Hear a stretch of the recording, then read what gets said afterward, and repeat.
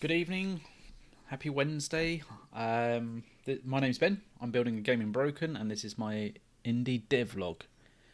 I always start my devlog with a beer, but today I'm absolutely worn out and I can't be bothered to drink beer. I'm having a couple of days off because I think I've probably had a beer, more than a beer, every day since Christmas, so I've probably overdone it. So today I'm on a blackcurrant. Cheers.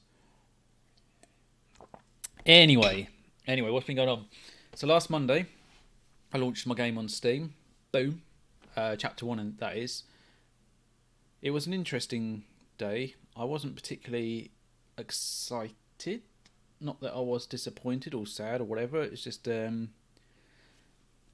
I don't know.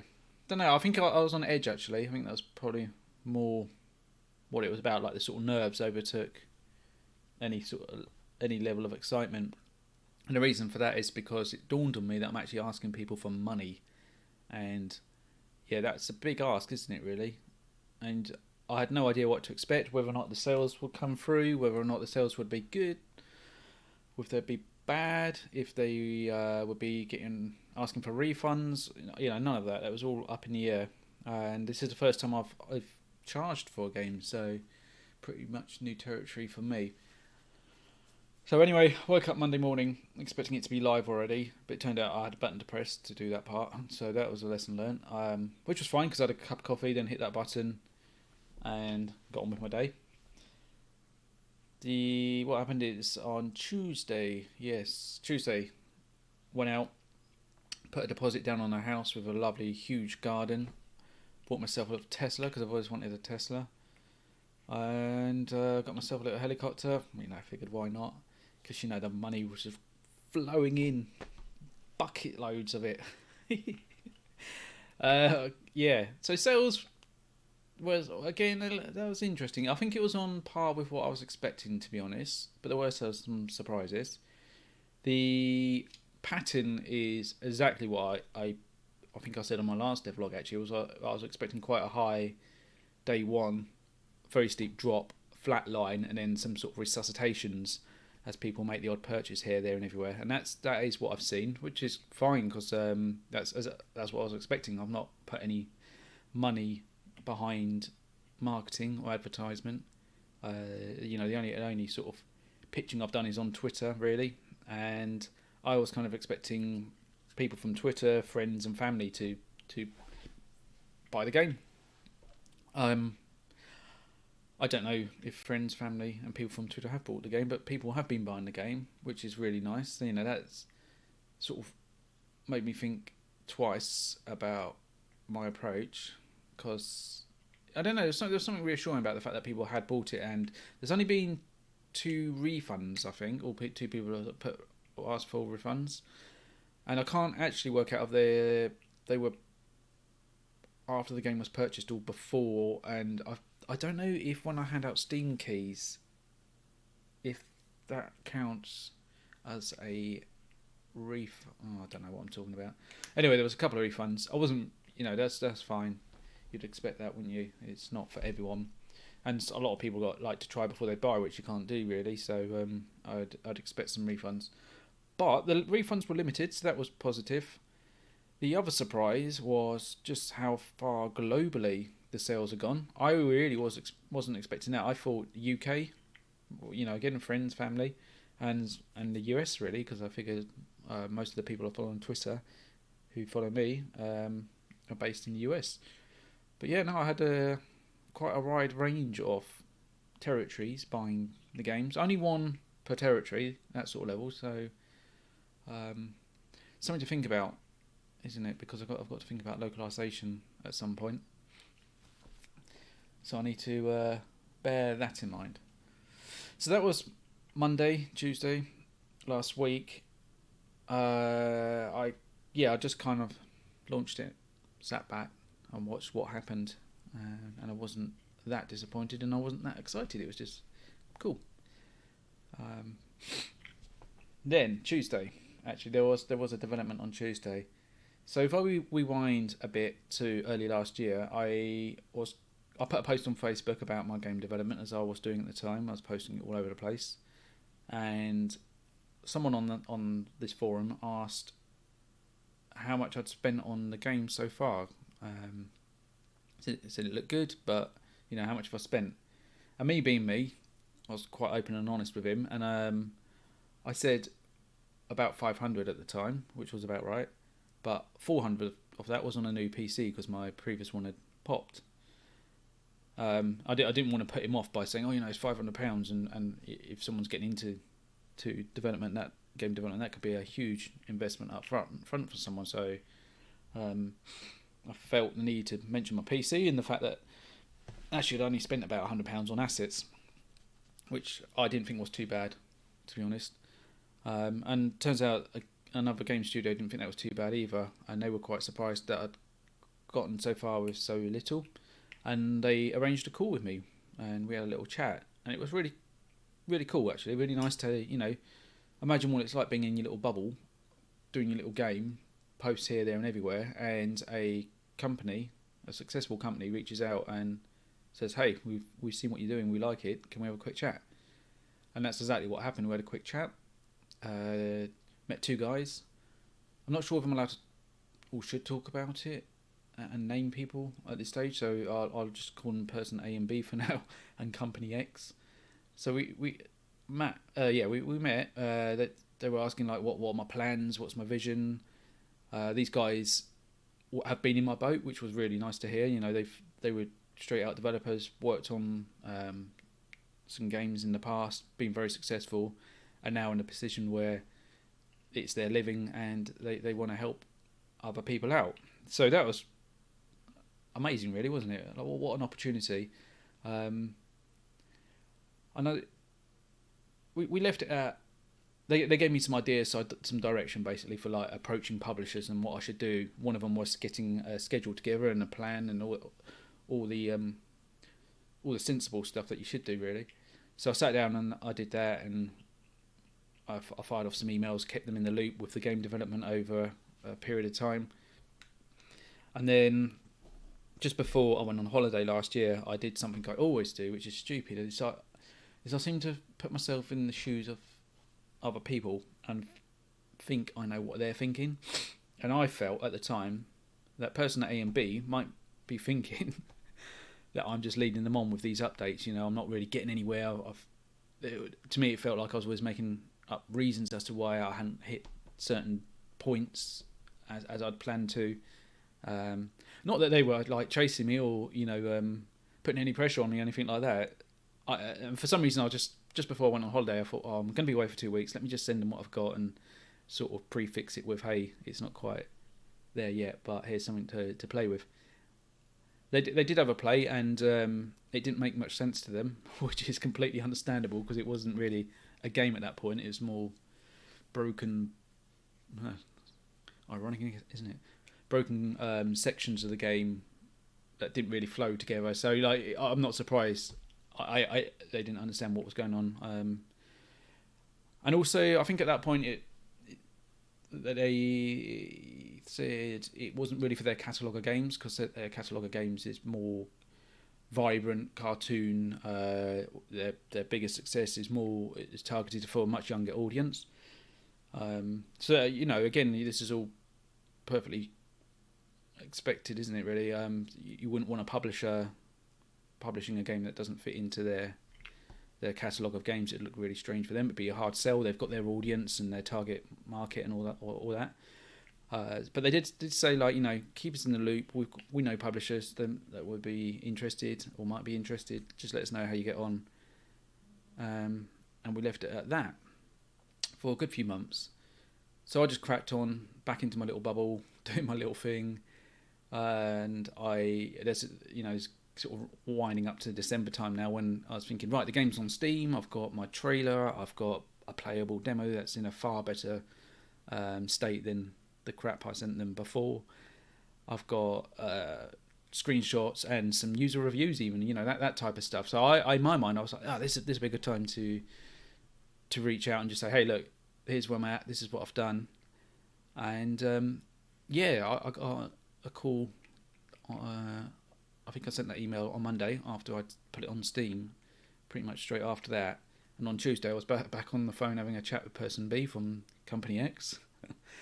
And yeah, he gave some good advice. We sort of caught up on like the months that had passed, and I got to, like he said, I've made some good development here. I've got a playable prototype. This is a really good point to sort of start approaching publishers. But as I explained to person B, like the game is live. I've put a price on it, and I've already got a few sales. So his advice was actually to approach a publisher. It'd be best if it probably isn't published, which makes sense because a publisher will want to do the marketing themselves. They'll want to get the audience behind them. They'll want to, have the big fanfare, and all that. And I'd want them to have that as well because that they're investing in the game, they're investing in me, and they know how to do it. I don't. That's why I think a person like myself really needs a publisher. So we had this chat. I've got a bit of homework to do as well, which I'm working on in the background, and basically getting myself into a position where I've got all the sort of market material to talk to publishers and say, hey, what do you think, etc., etc. So this is the weird bit. Actually, I got the answer today. I was a little bit concerned about taking the game off Steam because I didn't want to piss people off who had already bought the game. I thought that might look bad. Some people might think I'm trying to rip them off by, suddenly taking the game away and whatnot. But I did email Steam and we've got a solution for it, which basically means hiding the game for now and stopping any further sales, which is perfect because that's exactly what I want. I don't want to necessarily have to start from scratch if no publisher wants the game. Because if no publisher wants the game, I'm back to square one, right? I've got to relaunch it on Steam, perhaps with more content, etc., etc.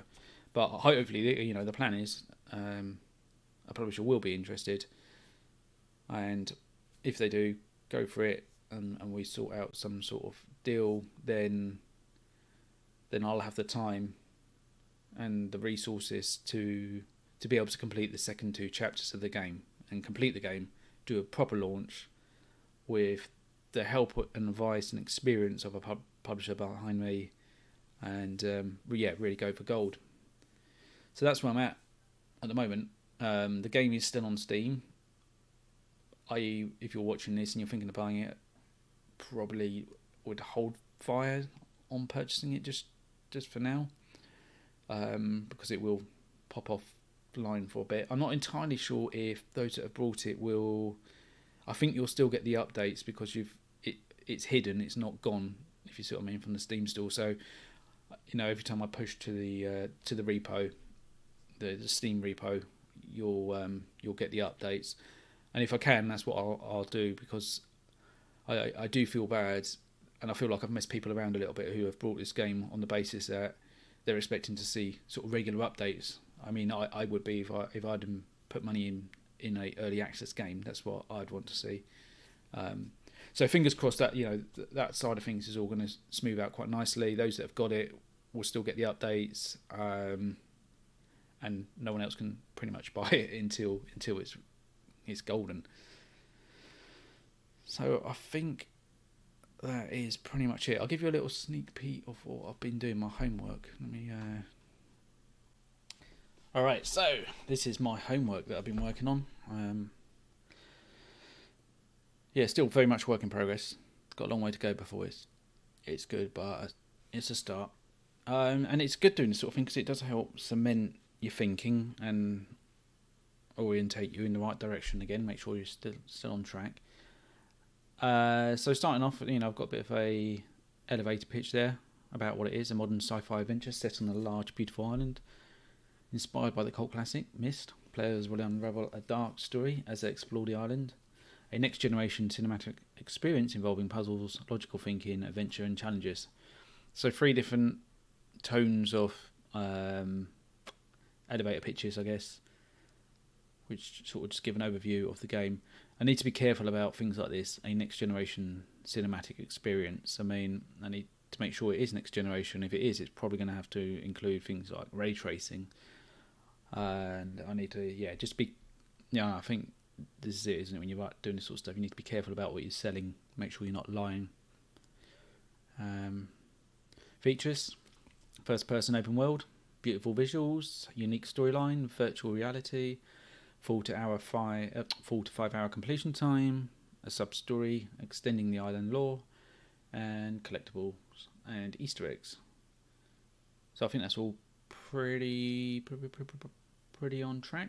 No lies there, no bullshit. Then we got the trailer and a bit of gameplay. I figured they might want to see some gameplay, because the trailer doesn't really show the gameplay, it just shows snippets of the game all cut up in a way that it doesn't really tell the player, doesn't really show what the game's like. So gameplay, that's from the Twitch stream that happened, so that's good to have. Chapter 2, I've been thinking about this in more detail. Kind of want a Portal experience, so like with puzzles, that you bearing in mind at this point the observers have told you part of why you're on the island.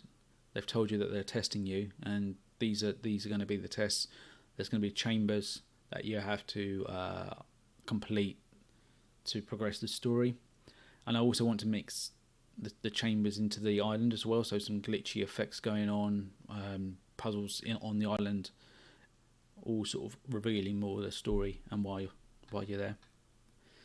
Then we've got chapter 3, the final chapter. This one's a bit more vague in my mind. I've got ideas, just need to sort of try and visualise how it'll pan out, but thinking some sort of... I want to chuck in current affairs and just like mention all the crazy shit that's been going on in the last 3 years, and the big corporations trying to take over, algorithms sort of dictating what people can and can't see, influencing them. Obviously we've had the coronavirus, we've had Trump in power, we've had Black Lives Matters, we've had weird stuff with silver objects appearing in the desert. There's just been so much that's happened in the last few years, and this is what part of what this game's about, is sort of bringing it all to fruition, to some bigger story. I kind of see it like these clips flying past or hovering in front of you, and your response to these clips will then branch off into a tree-like response, so that at the end of it all there's 2 different endings, and depending on how you respond to these clips will depend on what ending what choice you're given at the end of the game. I kind of like this. I think this was from 12 Monkeys, and sort of that 1984 Brazil crazy, like old, I don't know what you would call it, like the old look and feel of computers in a modern world. But then again, the sort of, I want an abstract space for it all to take place in. This is probably going to be on a mothership anyway, so I've got the opportunity to play with time and space a bit there, like we saw in... what was that film that goes on forever and ever? It's really good. Space film. I always forget its name. But the books at the end. Anyway, that. Something along those lines. I don't see chapter 3 being a big piece. I think it'll be it's going to sort of tie up all the loose ends of the story and conclude. Then we start looking at similar games. There's a load more similar games I need to get and sort of compare against. I need to look at the estimate players. I'm thinking maybe a publisher will be interested in that. Just they've probably got better stats than what I can get, and I need to double check these stats anyway. But just to give some idea of like how many players play these type of games, and I'll probably sort out like the age range as well and all that.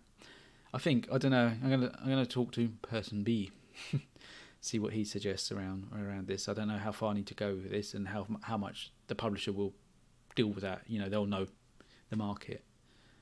It's very hard to actually get stats and data, I found anyway. All stuff that you think how much truth is in it anyway. Timeline, which is probably I don't like it. It just visually doesn't look very good. It looks too busy, and there's probably too many boxes. I need to shorten that.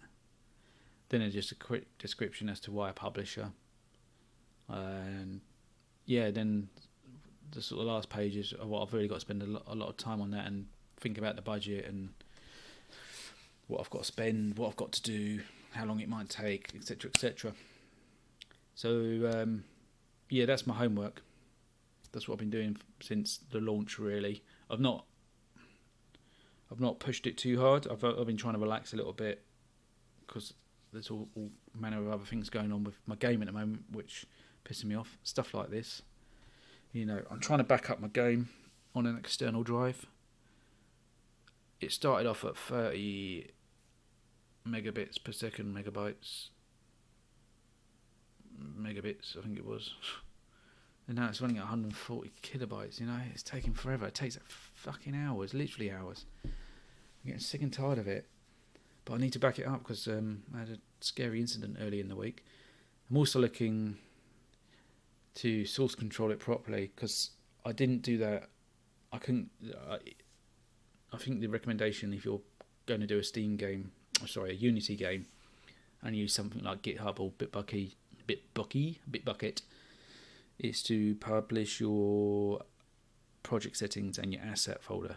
Well, my asset folder is about 60 gigs on its own, so I can't really push that up to Bitbucket or GitLab, especially on the free edition. So what I'm hoping to do is I've bought this new external drive, and after this it's backed up on there, I'm going to see if I can self-host something like GitHub. Obviously, I've already got Git initiated on the hard drive. The project's a Git project, so it's all there. It's just I want to be able to quickly push my changes and keep track of it all with branches and whatnot. So I think that's what I'm going to do for the next couple of days, is just make sure that's up and running, because I really, really can't afford to lose this game right now. And I had that panic moment earlier in the week where it all went tits up. I've got it back, but I had to roll back 2 builds. And you can see how long it takes to roll back at the moment. This is ridiculous. And as I say, I know you don't have to copy the whole Unity project because it has all kinds of caches and stashes and everything. It has everything. So I think, this is about 160 gig, the whole project as it stands at the moment. Big, innit? And most of those assets, if I really sort of sat down, I could probably clear up and get rid of about 60 gig. But it's getting to that point now. It's gone beyond simple, clean and tidy. It's a jumbled mess of organised chaos. I know where I think it is.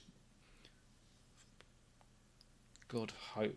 Yeah, let's just hope I don't have to get anybody else on board and walk them through the project, because I might be there sometime.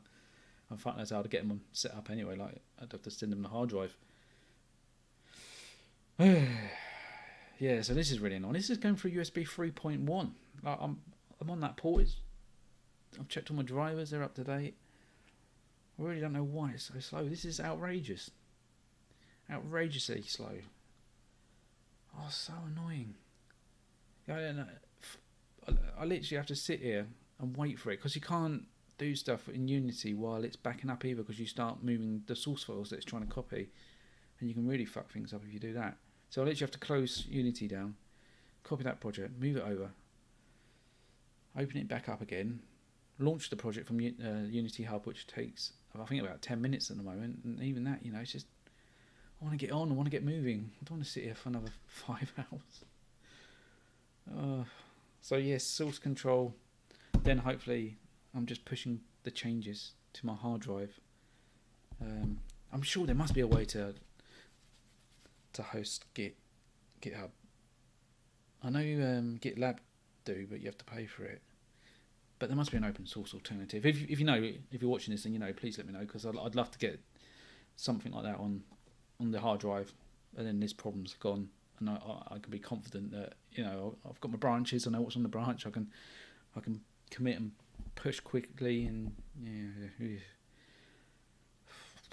anyway, that's where I'm at the moment.